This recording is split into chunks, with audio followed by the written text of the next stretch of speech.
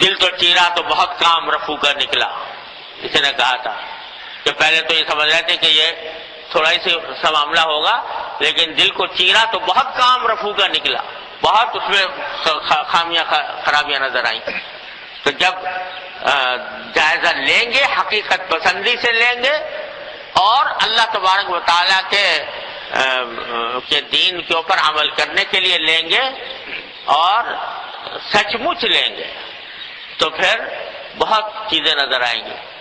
اور پھر ان کی اصلاح کی تدبیر کرنا بھی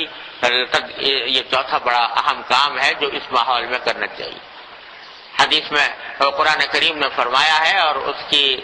مزید تشریح رسول کریم صلی اللہ علیہ وسلم نے فرمائی ہے کہ جب یہ فتنوں کا دور آ جائے،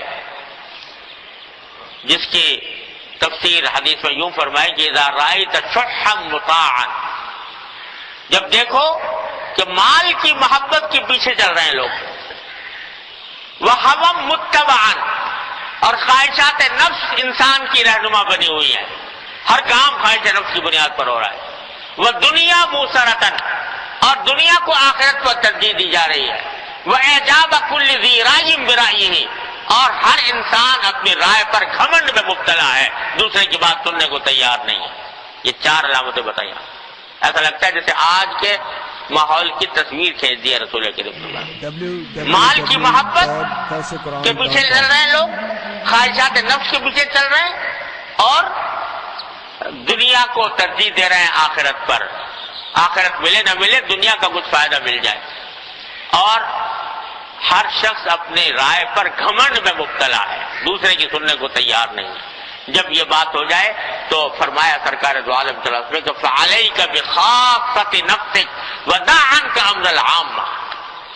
ایسے موقع پر تم اپنی اصلاح کی فکر میں لگ جاؤ اور دوسرے لوگوں کی طرف دیکھنا چھوڑ دو، اپنی اصلاح کی فکر میں لگ جاؤ، دوسرے کی طرف دیکھنا چھوڑ دو۔ عجیب نسخہ بتایا سرکار دو عالم صلی اللہ علیہ وسلم کہ ایسے میں ہوتا ہی ہے کہ دوسروں کی تو خرابیاں بیان کرتا رہتا ہے آدمی اور اپنے آپ سے غافل رہتا ہے،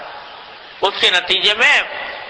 معاشرے کے اندر اور فساد اور خرابی اور برائی پیدا ہوتی ہے۔ لیکن اگر انسان اس وقت اپنی اصلاح کی طرف متوجہ ہو جائے، اپنے آپ کو درست کرنے کی فکر کر لے، تو کم از کم ایک آدمی سنور گیا، ایک آدمی سنور گیا، ایک چراغ جل گیا۔ اور اللہ تعالیٰ کی سنت یہ ہے کہ چراغ سے چراغ جلتا ہے، اور چراغ سے چراغ جل کر وہی اجالا پھیلا دیتا ہے، رفتہ رفتہ حالات بدل جاتے ہیں۔ لہذا دوسروں کی ذکر فکر چھوڑ کر اپنی اصلاح کی فکر کرو، یہ ہے پیغام سرکار دو عالم صلی اللہ علیہ وسلم کا آج کے دور میں، یہ ہے۔ تو